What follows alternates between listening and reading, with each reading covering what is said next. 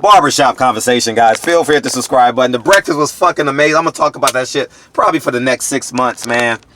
Man, we had so many people. I made reservations for 20 people. I told you guys all month, right? 50 people showed up, man. Man, it was a beautiful thing. I don't care about the money. You know, people pay. I don't give a damn about none of that shit. It was about fellowship. It was about friendship. It was about budding relationships. It's about a man going into the ring representing all of us as we saw that video go viral. This is just because of that. This is just because of us wanting to be in a greater space in our lives and for our future generations, man. This is just an impeccable Saturday morning for me. It can't be duplicated, can't be repeated, it can't be manufactured, it can't be carbon copied. It is just authentic.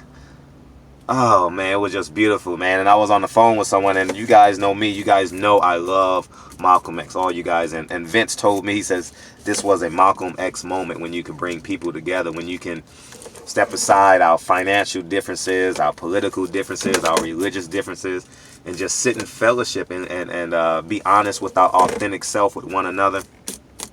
Beautiful thing, man. We had college educated people. We had a black Tyson Fury fan. We had a former NFL 3rd round draft pick. He and his wife came. Evander Holyfield stopped and said hi. You know, Sam came by, said what's up, man. It was just an elation, man. And I'm forever grateful, you know. And in addition to that, it's fucking fight night, y'all. Shit. Click the motherfucking button. All right. We gonna support our champion today, man, and I'm gonna make sure that he knows. Okay, I'm telling you right now, I'm gonna have a private conversation with Deontay Wilder, and I don't know all your names. Okay, I don't know everybody's name. I can't sit in front of Deontay Wilder and list off everybody's name. Okay, I'm just gonna tell him the spirit of us has been fucking with him for a long time, and we believe in him, and not because he's the heavyweight champion of the world, because he's carrying the heavy weight of our black people that we've been carrying for over 400 years. You understand what I'm saying? And I think that's just so essential. I think it's beautiful. I think it's poetic. And I think Tyson Fury is going to be our poetic justice moment. Not that he deserves it, but someone has to be the sacrificial lamb. Somebody got to be the fucking sacrificial lamb, and he has the perfect complexion to be the sacrificial lamb. Okay, we're going to put that motherfucker, he's going to be a motherfucking pig. We're going to slow roll that motherfucker and put an apple in his mouth and put that motherfucker in a 2-foot ditch and watch that motherfucker burn. I'm excited, man. I'm sitting in my car. I'm literally avoiding work right now because I learned as I get older, moments are important. And I just want to sit and reflect on this moment. I can go in there and sit in the fucking the lobby and get interview after interview. They know me by now. I've been in the game for quite some time. I can do that, you know, between the NBA players that are staying there tonight and boxing media running around taking care of their lives. I don't want to do that. I just want to relish in the fact that we have a fucking black heavyweight champion. 50 black people showed up today.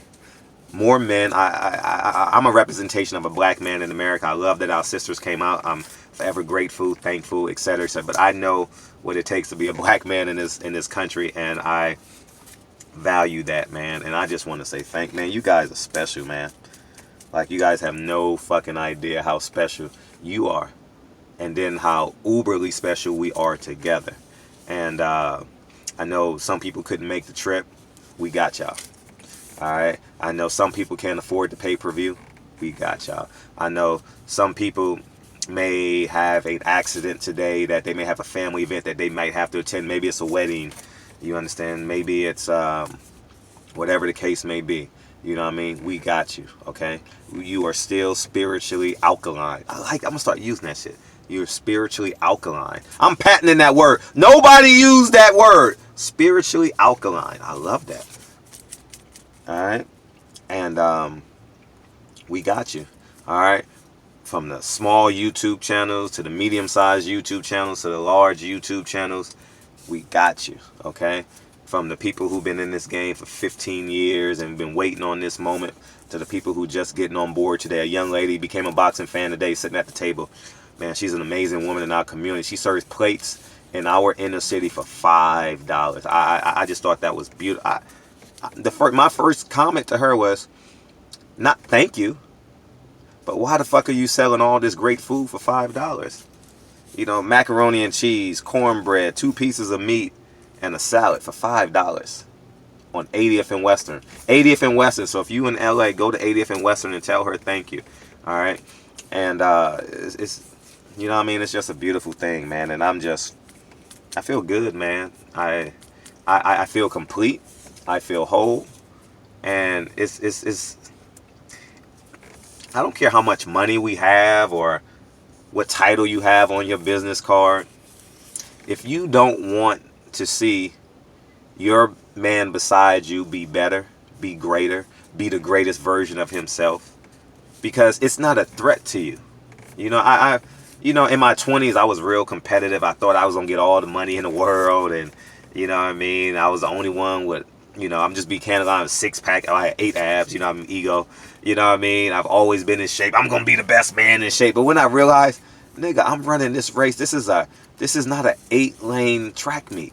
This is a 1-lane track meet to get to my destination in terms of my personal goals and the competition element of my personal goals. I want to extract that point and say my personal goals needs a village for it to fulfill itself. I'm talking about just the ego, and you know what I mean, how capitalism convinces us that, you know, for whatever reason, that we have to literally, we can't, it doesn't teach us that we can compete and we can accept that this person is going to go off and be great. That person is going to go off and be great.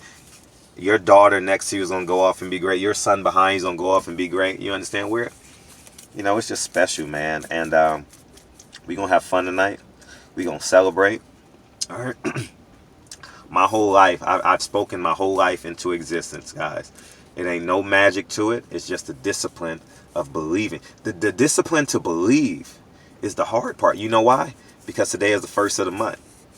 The discipline to believe that you're going to have the ability to sustain yourself for that month.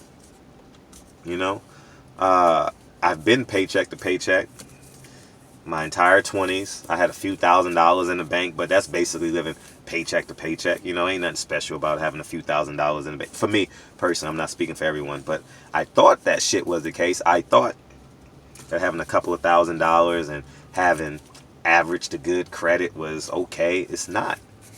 You understand what I'm saying? And I love y'all. At the end of the day, I love y'all.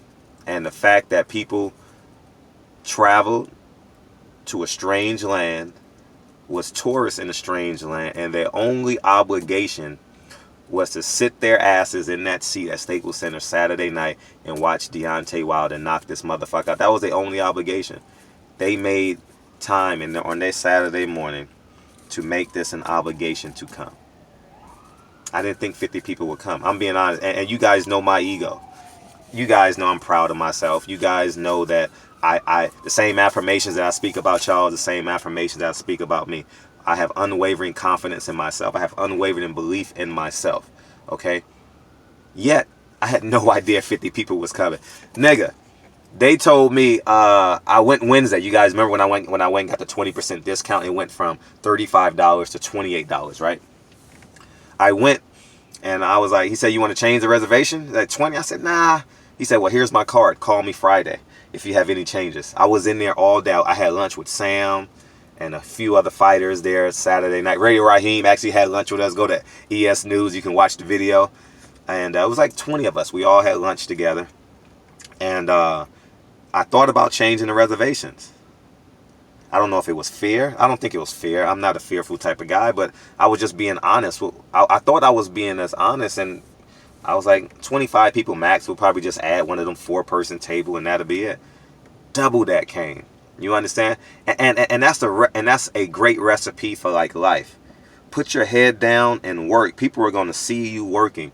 People are going to know your true intention. You're going to have hiccups along the way. You're going to get selfish along the way. You're going to have a fight along the way. You're going to disrespect the person along the way, but people know you're traveling to a destination, and because they're human, they accept your flaws. That's beautiful, man.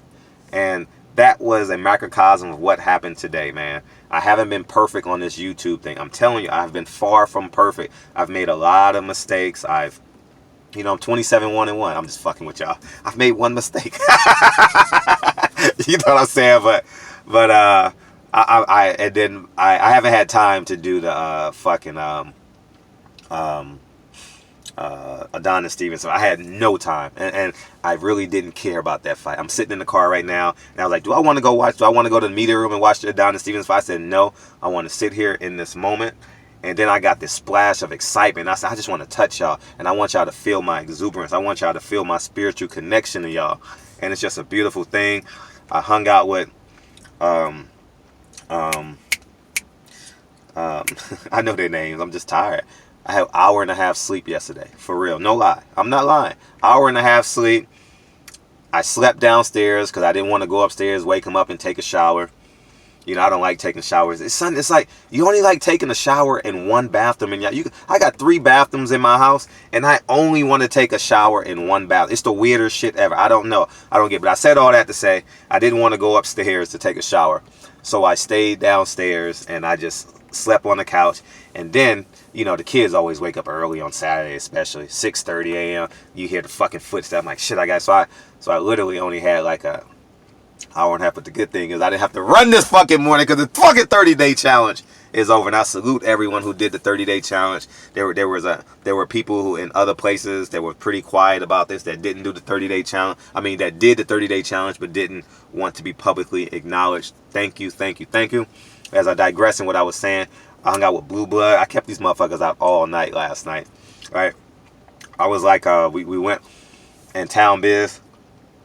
Town Biz is fashionably late, like he's fucking like Denzel Washington or some shit. We went to Sam's. If you guys are in LA, you guys got to go to Sam Watson's restaurant, 8400 Wilshire Boulevard in Beverly Hills.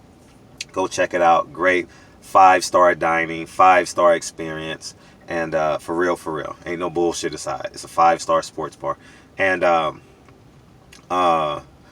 so Blue Blood meets me there.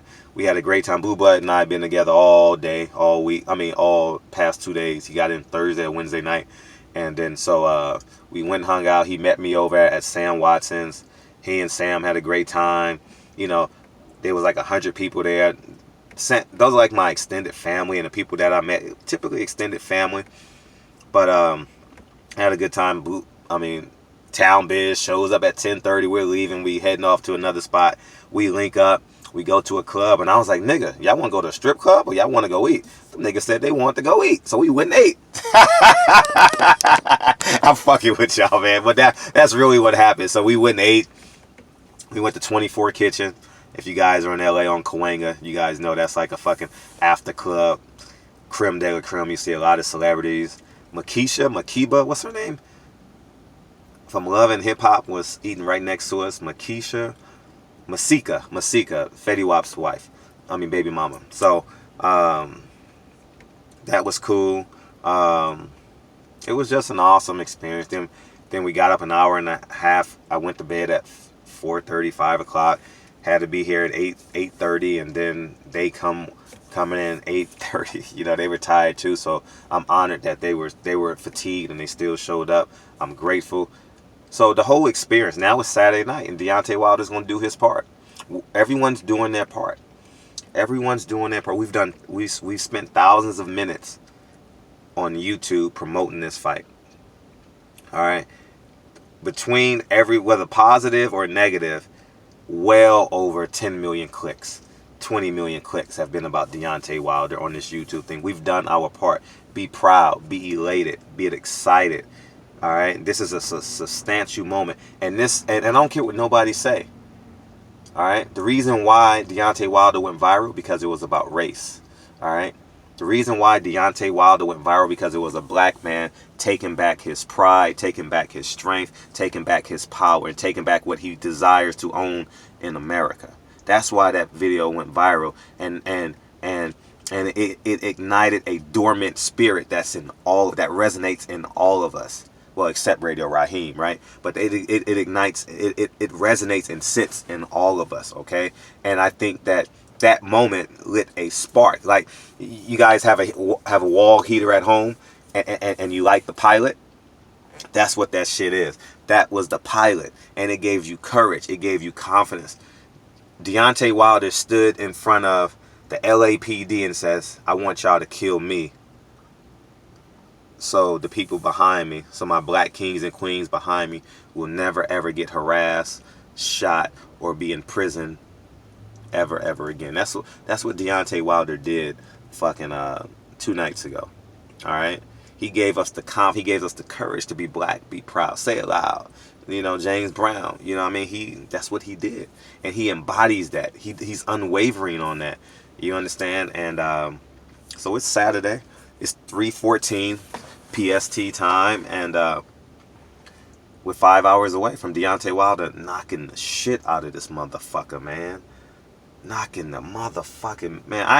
I swear I ain't never prayed for this ever. This is the first time in my life I've ever prayed for a motherfucker to get decapitated in the ring. And it's not about Tyson Fury. It's about the optics of Tyson Fury, okay? I honor what he's accomplished. I respect that. Drugs and alcohol ran rampant in my family. I have so many people, for real. I mean that when I say so many people in my family who's had drug and alcohol addictions, who are in remission. They go to 12 steps. Double A, was it triple A? Double A? Alcohol? Double A. I'm thinking of the batteries. Or triple A, like the roadside assistance. Who are in remission. You understand what I'm saying? AA meetings, that's what it's called. And so I say that I have a connection with Tyson Fury, meaning that I can relate. I've never drank, you guys know that, but I can relate to seeing it, right? Mom, dad, aunties, uncles, I can relate. So from that perspective, I agree. But on this stage, Deontay Wilder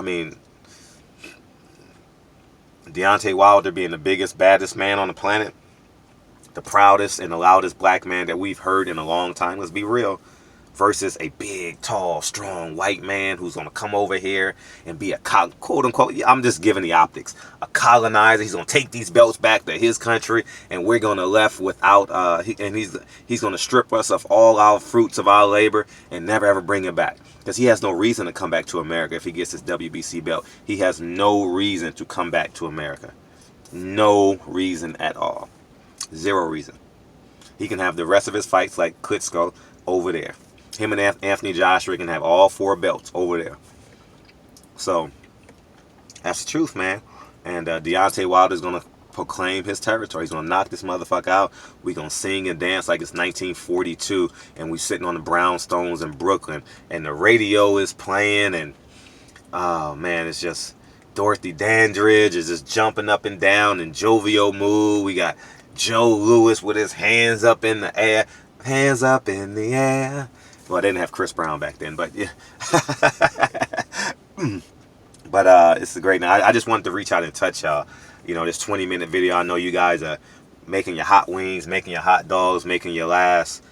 You're probably going to Kroger's, Albertsons, Ross, wherever you're going. You're going to pick up the hot links. You're going to go pick up the motherfucking sweet potato pie. Don't have a party tonight without getting your motherfucking sweet potato pie, banana pudding, some fucking watermelon, some fried chicken. Let's make this let's own this experience tonight. Let's own it. All right, let's own it. All right. Don't put no walnuts in the stuff. Don't put no raisins in that motherfucker. Right, I'm just fucking with y'all. My fucking gum is just decapitated. And I love you. At the end of the day, I love y'all. In this moment that we had, this Malcolm X moment that I had today, it's gonna shoot right up to Deontay Wilder's Malcolm X moment he had 2 days ago.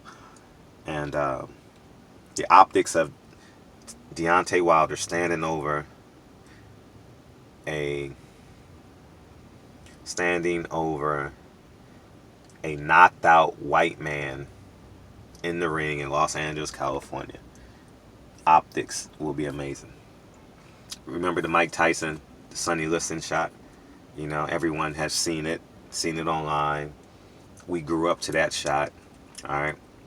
That's going to be the moment. So anyways, man, barbershop conversations, man. Let's be strong. Let's be strong tonight. All right. Let's own this experience. All right. And I'm serious about that sweet potato pie, that banana pudding. This is bring out the dominoes, bring out the spades, you know, bring out the brown paper bag, bring out the brown liquor. I'm being real because these were my Saturday nights when I was a kid.